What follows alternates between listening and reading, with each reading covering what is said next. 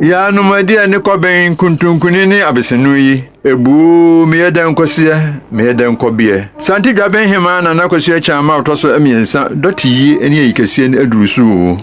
Asantehene otrumfo setu abebio Asantehene na na mekunu ya do otoso miensa santi Dwaben hen da sebu tu sibo otoso mienu nu Dwaben hen da sebu kwakubu atu otoso miensa ne hema na ne Dwaben sewa otoso miensa santi bekwa hen na na ose kwadwa bebio ne hema na nadwe prama otoso miensa Dwaben ene bekwai na namarikofo se na nakwasua chama otoso miensa ekwakura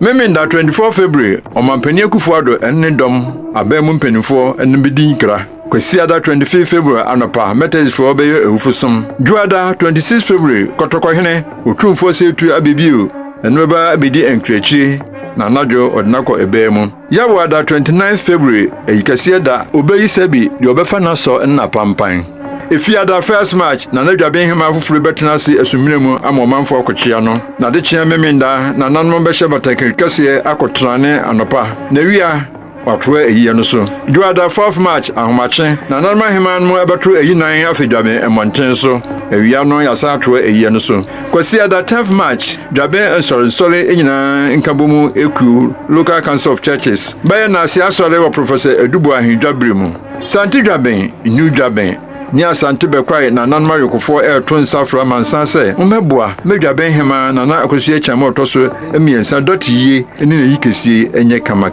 sachira hema obatampa demrife due Dwabenman yako eni hyeden